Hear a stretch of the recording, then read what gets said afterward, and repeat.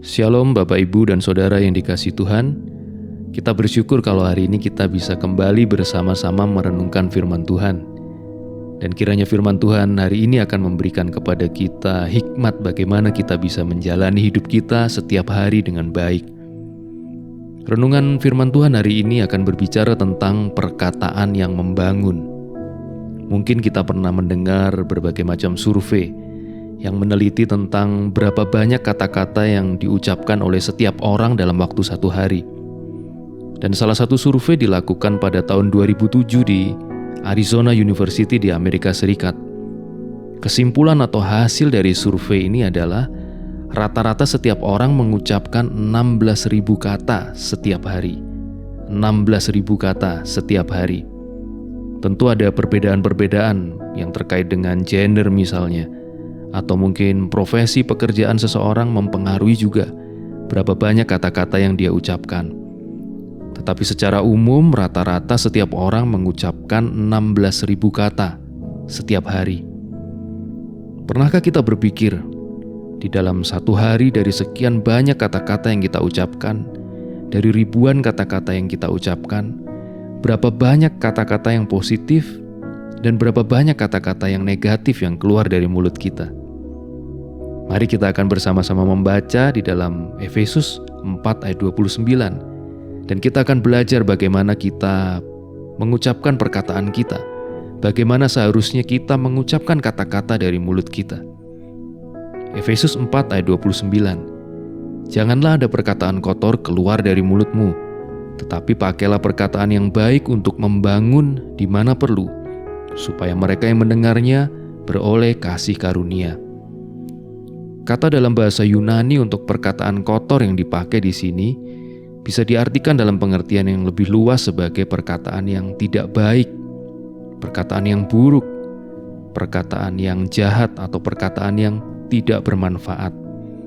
Kata-kata yang sama dalam bahasa Yunani dipakai juga di Matius pasal 7 ayat 17 sampai 18. Ketika Tuhan Yesus berbicara tentang pohon yang tidak baik akan menghasilkan juga buah yang tidak baik.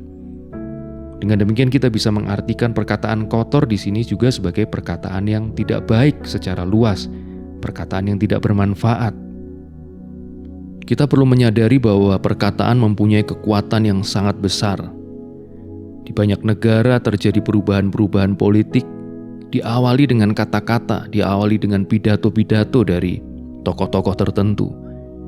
Banyak negara juga yang memperoleh kemerdekaan karena perjuangan mereka dibakar dengan semangat dari pidato-pidato dari tokoh-tokoh mereka. Kata-kata bisa kita pakai untuk membangun atau menghancurkan orang lain. Kita bisa gunakan kata-kata kita untuk membangun semangat orang lain, tetapi kita juga bisa pakai kata-kata kita untuk menghancurkan semangat orang lain. Kita bisa memakai perkataan kita untuk membangun hubungan dan komunikasi serta relasi yang baik dengan orang lain. Tetapi perkataan kita juga bisa dipakai untuk menghancurkan hubungan dengan orang lain. Perkataan kita bisa melukai orang lain, tetapi perkataan kita juga bisa menghibur atau menyembuhkan orang lain. Dalam kehidupan keluarga seringkali terjadi bahwa kita melukai orang-orang yang paling dekat dengan kita dengan perkataan kita. Kadangkala kita mengeluarkan kata-kata yang negatif kepada mereka. Kadangkala kita juga mengeluarkan kritikan-kritikan tajam yang merusak, yang tidak membangun. Dan juga kemarahan kepada orang-orang di dekat kita. Sehingga kemudian hubungan dalam keluarga, keharmonisan keluarga menjadi terganggu karena kata-kata kita yang tidak dikendalikan dengan baik. Salah satu pemicu kata-kata negatif yang kita ucapkan adalah emosi atau amarah kita. Oleh karena itu sangat penting bagi kita untuk mengendalikan emosi kita. Sangat penting bagi kita untuk mengendalikan amarah kita. Ada sebuah nasihat yang sangat baik dari Yakobus pasal 1 ayat 19-20. Hai saudara-saudara yang kukasihi, ingatlah hal ini. Setiap orang hendaklah cepat untuk mendengar tetapi lambat untuk berkata-kata, dan juga lambat untuk marah. Sebab amarah manusia tidak mengerjakan kebenaran di hadapan Allah. Ayat ini mengajar kepada kita supaya kita cepat untuk mendengar, Artinya kita belajar untuk memahami orang lain. Kita belajar untuk terlebih dahulu mendengarkan pendapat atau aspirasi orang lain. Kita perlu juga belajar untuk berempati kepada orang lain. Kita belajar memahami perasaan orang lain. Bahkan kita juga perlu belajar untuk memahami kelemahan dan kekurangan orang lain. Dan kemudian kita mengucapkan kata-kata kita dengan penuh pertimbangan. Kita tidak mengucapkan kata-kata hanya berdasarkan emosi sesaat kita yang kemudian akhirnya akan kita sesali. Mengontrol emosi, mengendalikan amarah adalah hal yang sangat penting dan perlu kita lakukan dalam berbagai situasi. Contohnya dalam hubungan kita dengan anak-anak kita. Misalnya kita mempunyai anak-anak yang masih kecil. Mungkin mereka belum bisa berdisiplin untuk makan tepat pada waktunya atau tidur tepat pada waktunya. Dan kadangkala orang tua terpancing emosinya dan kemudian marah, lalu mengeluarkan kata-kata yang negatif kepada anak-anaknya, bahkan membentak anak-anak itu, sehingga menimbulkan trauma, menimbulkan sakit hati dalam diri anak-anak. Firman Tuhan mengajar kita supaya kita cepat untuk mendengar, artinya kita mempertimbangkan perilaku anak-anak kita dan berempati kepada mereka, memahami perilaku mereka. Kita perlu mengerti bahwa anak-anak kita sedang dalam proses untuk belajar bersosialisasi. Mereka sedang berusaha mengenali lingkungannya dengan baik. Mereka juga sedang belajar untuk bagaimana berperilaku dengan baik. Mereka belum seperti kita orang dewasa yang memiliki kesadaran sosial dan tanggung jawab yang baik. Oleh karena itu kita perlu bersabar kepada anak-anak kita. Kita memang perlu mendidik mereka, tetapi tentunya dengan kata-kata yang baik, bukan dengan amarah. Kita perlu memandang semua situasi dari perspektif yang lebih luas dan bukan hanya dari sudut pandang ego kita sendiri. Sehingga dengan demikian kita akan bisa lebih mengontrol kata-kata kita. Contoh lain perkataan yang tidak bermanfaat adalah menceritakan kejelekan orang lain. Ketika kita membicarakan kejelekan orang lain, masalah orang lain, kita sebenarnya sedang menghancurkan orang itu. Kita sedang menghancurkan reputasinya. Dan tentu itu bukan hal yang dikehendaki oleh Tuhan untuk kita lakukan. Ayat yang tadi kita baca mengingatkan kepada kita supaya jangan ada perkataan yang tidak baik, jangan ada perkataan yang buruk, jangan ada perkataan yang tidak bermanfaat, janganlah ada perkataan yang jahat dan perkataan yang kotor yang diucapkan dari mulut kita. Bagian selanjutnya dari Efesus pasal 4 ayat 29 mengajar kepada kita supaya kita memakai perkataan yang baik untuk membangun. Ketika kita melihat orang lain atau teman kita mengalami masalah, jangan kita menjadikannya sebagai bahan gosip. Ketika kita melihat saudara kita seiman jatuh ke dalam dosa misalnya, jangan menjadikan itu sebagai bahan pergunjingan, tetapi sebaliknya mari kita menggunakan kata-kata yang baik untuk membangkitkan kembali semangat mereka. Kita gunakan kata-kata yang baik untuk membangun orang lain. Kata-kata yang bisa membangun orang lain bisa berupa dorongan semangat kepada orang yang sedang berputus asa. Kata-kata yang membangun juga bisa berupa pujian yang positif, pujian yang membangkitkan semangat. Tentunya bukan pujian yang berlebihan atau pujian yang dibuat-buat. Kita juga bisa memberikan apresiasi kepada seseorang yang berprestasi. Mungkin kepada anak kita ketika mereka berprestasi di sekolah. Kita bisa memberikan kata-kata yang memberikan apresiasi untuk mereka. Dan itu akan membangkitkan semangat mereka untuk belajar dengan lebih rajin, dengan lebih baik. Kita juga bisa memberikan kata-kata yang positif dalam bentuk ucapan terima kasih untuk kebaikan yang dilakukan oleh orang lain kepada kita.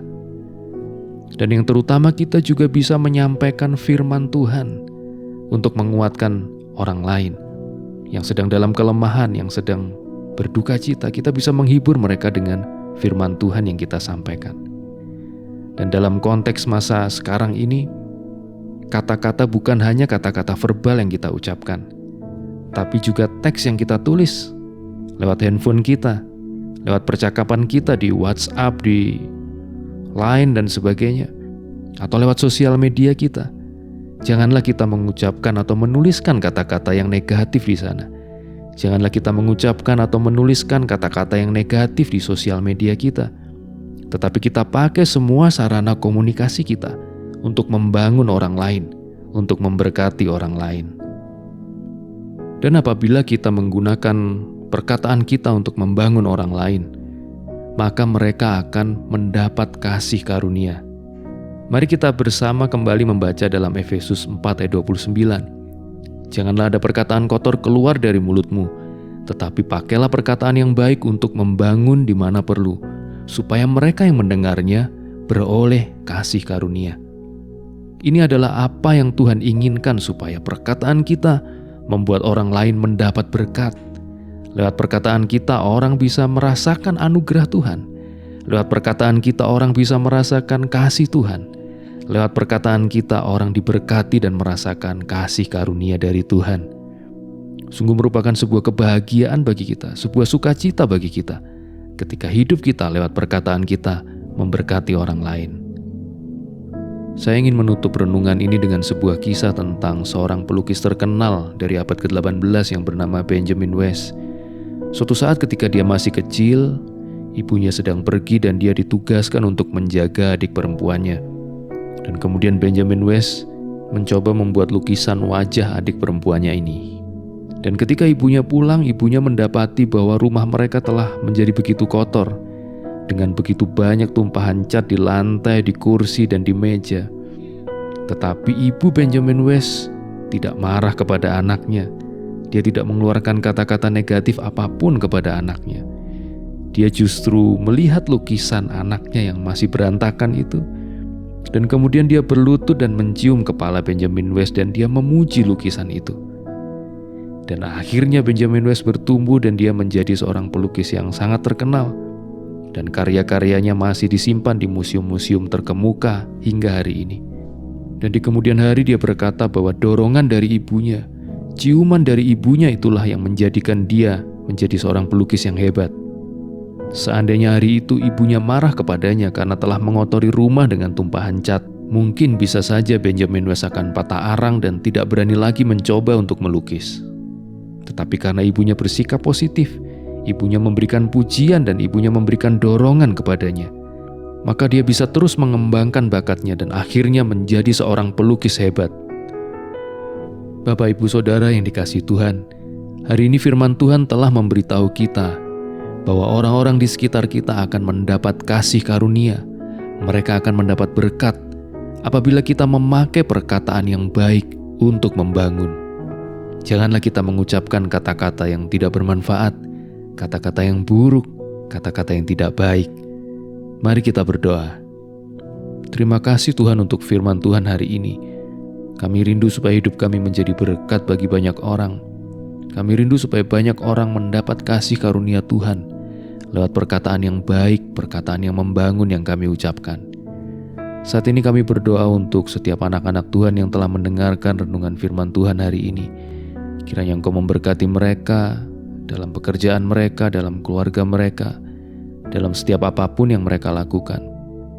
Dan apabila ada anak-anak Tuhan yang sedang mengalami masalah dalam hidup mereka, kami berdoa mohon pertolongan Tuhan, mohon jalan keluar dari Tuhan. Dan kami berdoa mohon kiranya Engkau memberi kekuatan kepada setiap anak-anak Tuhan. Kami percaya Engkau senantiasa mengasihi kami dan tidak pernah meninggalkan kami. Terima kasih Tuhan, di dalam nama Tuhan Yesus kami telah berdoa. Amin.